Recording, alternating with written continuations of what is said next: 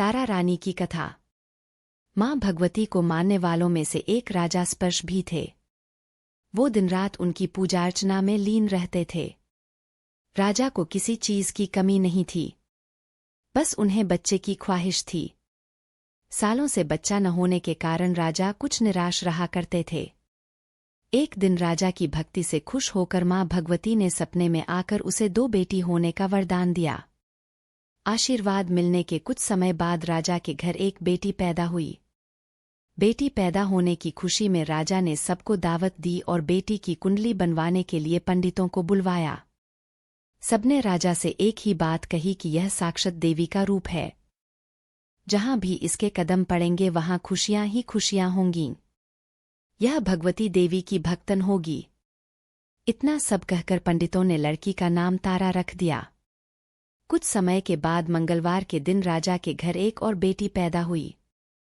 ज्योतिषों ने उसकी भी कुंडली बनाई और उदास हो गए। राजा ने जब उनसे उदासी का कारण पूछा तो ज्योतिषों ने बताया कि ये लड़की आपके जीवन में खूब सारा दुख लेकर आएगी।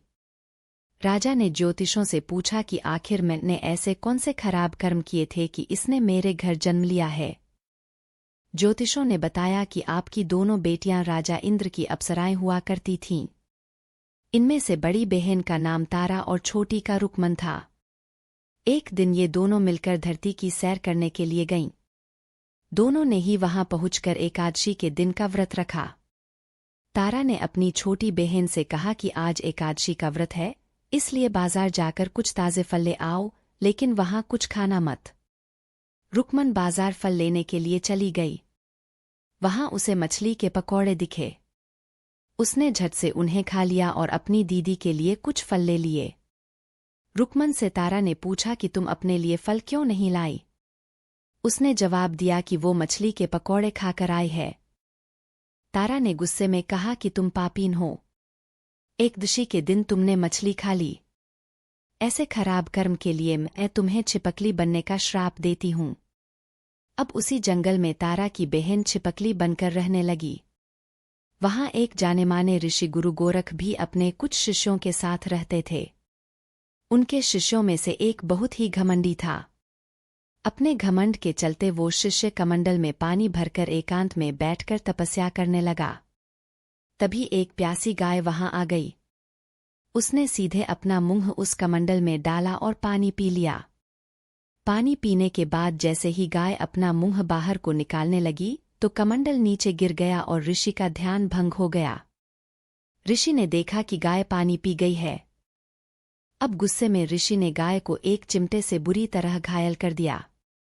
इस बात की जानकारी जब गुरु गोरख को पड़ी तो वो तुरंत गाय को देखने के लिए गए। जैसे ही उन्होंने गाय की हालत देखी वैसे ही अपने उस घमंडी शिष्य को आश्रम से बाहर निकाल दिया। कुछ दिनों के बाद गौमाता पर किए गए उस अत्याचार से होने वाले पाप को कम करने के लिए उन्होंने एक यज्ञ करवाया। इस यज्ञ के बारे में गाय को चिमटे से मारने वाले घमंडी शिष्य को भी पता चला। वो सीधे पक्षी का रूप धारण करके यज्ञस्थल पर गया और भोजन में अपनी चोंच से मरा हुआ सांप डाल दिया। किसी को इस बात की खबर नहीं हुई। ये सब होते हुए तारा से श्राप मिलने वाली छिपकली रुकमन देख रही थी। उसके मन में हुआ कि इसे खाकर सारे लोग मर जाएंगे। सबकी जान बचाने के लिए छिपकली बनी रुकमन सभी लोगों के सामने भोजन पर गिर गई। लोगों ने छिपकली को खूब कोसा और बर्तन को खाली करने लगे। उसी वक्त भंडारा करने वालों को खाने में मारा हुआ सांप भी दिखा। तब कहीं जाकर सबको समझ आया कि छिपकली सबकी जान बचाने के लिए जानबूझकर भोजन में गिरी थी। एक छिपकली होने के बावजूद भी इतने अच्छे विचार होने की वजह से यज्ञ में मौजूद सारे महत्वपूर्ण लोगों ने कहा कि हमें इस छिपकली की मुक्ति के लिए प्रार्थना करनी चाहिए। पंडित ने आगे बताया कि सबकी प्रार्थना से ही वो छिपकली तीसरे जन्म में आप जैसे प्रतापी राजा के घर बेटी के रूप में पैदा हुई है। वहीं तारा ने दूसरे जन्म तारामती के रूप में लिया और अयोध्या के राजा हरिश्चंद्र से शादी की। इतनी सब बातें कहने के बाद पंडितों ने राजा स्पर्श को रुकमन को मारने की सलाह दी। इस बात पर राजा बोले, मैं किसी बेटी को कैसे मार सकता हूं? ऐसा करना पाप होगा। फिर ज्योतिषों ने कहा कि एक संदूक में सोना चांदी लगवाकर उसके अंदर लड़की को रख देना और संदूक को पानी में बहा देना। उसमें लगा हुआ सोना चांदी देखकर लोग नदी से संदूक जरूर निकालेंगे और लड़की की जान बच जाएगी। राजा ने ज्योतिषों ने जैसा बताया ठीक वैसा ही किया। नदी में सोना चांदी जड़ा हुआ संदूक देखकर काशी के पास ही एक भंगी ने उसे बाहर निकाल लिया। उसके कोई बच्चे नहीं थे, इसलिए उसने संदूक के अंदर की लड़की को पालने का फैसला लिया। उसे भंगी व उसकी पत्नी ने खूब प्यार से पाला और रुक्को नाम रख दिया। बड़ी होते ही दोनों ने रुक्को की शादी करवा दी। रुक्को की सासू माँ तारामती और राजा हरिश्चंद्र के महल में साफ सफाई करने का काम किया करती थी। कुछ दिनों के बाद रुक्को की सासू माँ बीमार हो गई। उनकी जगह रुक्को वहां काम करने लगी। तारामती ने उसे देखा और पुराने जन्म के पुण्य के कारण पहचान लिया और उसे कहा कि तुम मेरे साथ बैठ जाओ। रुक्को ने बोला कि मैं तो भंगिन हूं, इसलिए आपके पास नहीं बैठ सकती। तब तारामती ने उसे बताया कि तुम पूर्व जन्म में मेरी ही बहन थी। तुमने एकादशी के व्रत के दिन मछली खा ली थी और मैंने तुम्हें दंड देते हुए छिपकली बना दिया। अब तुम्हें दोबारा मनुष्य जन्म मिला है, तो इस जन्म में माँ वैष्णो की पूजा करके पुण्य कमा लो। माँ की पूजा से तुम्हारी सारी इच्छाएं भी पूरी होंगी। तारामती की इस बात को सुनने के बाद रुक्को माँ वैष्णो से एक बेटे के लिए प्रार्थना करती है और कहती है कि अगर उसकी मनोकामना पूरी हुई तो वो अपने घर में माँ वैष्णो देवी पूजन और जागरण कराएगी। माँ वैष्णो देवी उसकी प्रार्थना सुन लेती है और उसे बेटा होता है। पुत्र की प्राप्ति के बाद रुक्को उसकी देखभाल और लाड दुलार में माँ वैष्णो देवी की पूजा करना भूल जाती है। ऐसा होते होते 5 साल बीत गए और फिर एक दिन उस बच्चे को चेचक यानी माता निकल आती है। बच्चे की ऐसी स्थिति देखकर परेशान रुक्को अपने पिछले जन्म की बहन तारामती के घर जाकर उन्हें इस समस्या के बारे में बताती है। तब तारामती ने पूछा कि तुमने माँ वैष्णो देवी की पूजा अर्चना में कोई गलती तो नहीं की? फिर रुक्को को याद आता है कि उसने माँ वैष्णो देवी का जागरण कराने का प्रण लिया था। ये बात याद आते ही रुक्को को काफी पछतावा हुआ और मन में माँ से कहा कि बच्चे के ठीक होते ही वो अपने घर में जागरण कराएगी। अगले ही दिन उसका बेटा पूरी तरह ठीक हो जाता है। तभी रुक्को ने माता रानी के मंदिर जाकर पुजारियों को कहा कि मंगलवार के दिन घर में जागरण करवा दीजिए। रुक्को की बात सुनकर पंडित कहते हैं कि तुम यहीं 5 रुपए दे दो, तुम्हारे लिए हम मंदिर में ही जागरण करा देते हैं। रुक्को कहती है, अब मुझे पता है कि मैं चमारिन हूं, लेकिन आप मेरे घर आकर ही जागरण करवा दीजिए। माँ किसी तरह का भेदभाव नहीं करती है, तो आपको भी नहीं करना चाहिए। इस पर पंडितों ने विचार विमर्श करके कहा कि अगर रानी आपके जागरण में आती है तो हम तुम्हारे घर आकर जागरण करने के लिए तैयार हैं। पंडितों की बातें सुनकर रुक्को अपनी बहन रानी तारामती के पास जाती है और तारामती को सारी बात बताती है। रुक्को की बातें सुनकर तारामती जागरण में जाने के लिए तैयार हो जाती है। इस बात को बताने के लिए रुक्को जब पंडित जी के पास जाती है तब उनके बीच की बातों को सेन नामक नाई सुन लेता है। फिर वह राजा हरिश्चंद्र को जाकर सारी बातें बता देता है।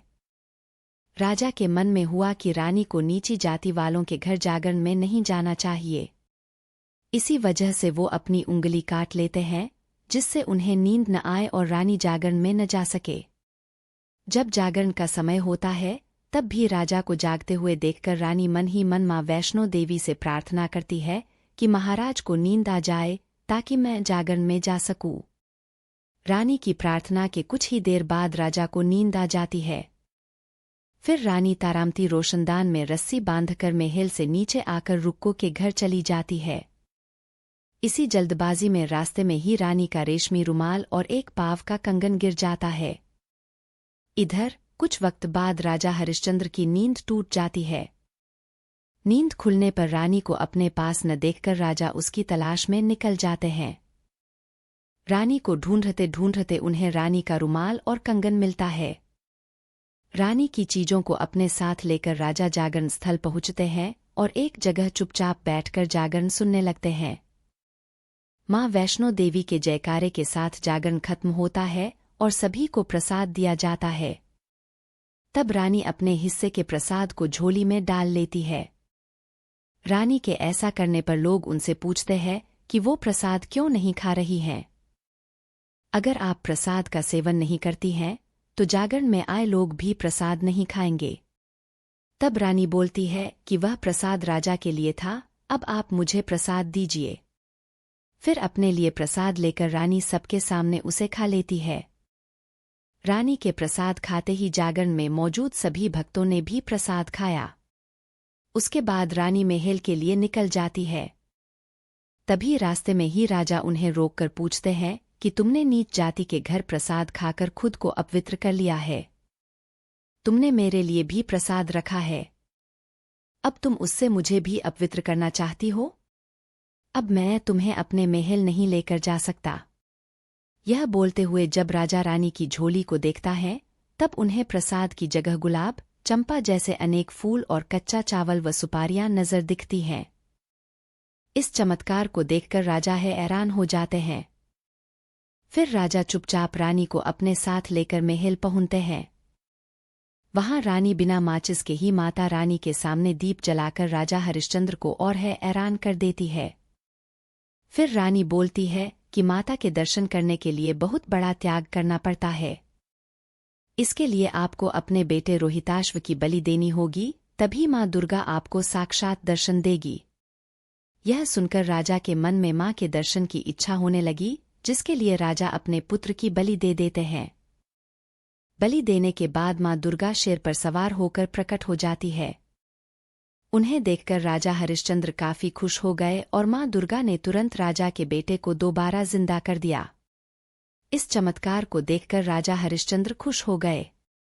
तभी राजा ने माँ की पूरी विधि से पूजा करके उनसे गलतियों की माफी मांगी। माँ दुर्गा ने भी राजा को खुश रहने का आशीर्वाद दिया और अंतर्ध्यान हो गईं। तब राजा ने तारा रानी से कहा कि मैं बहुत खुश हूं कि मुझे पत्नी के रूप में आप मिली हैं। फिर राजा हरिश्चंद्र, तारा रानी और रुक्मन तीनों अपनी मनुष्य योनि से छुटकारा पाकर देवलोक में चले जाते हैं। कहानी से सीख तारा रानी व्रत कथा जीवन में श्रेष्ठ कर्म करने की सीख देती है। बुरे कर्मों के फल इंसान को भोगने ही पड़ते हैं।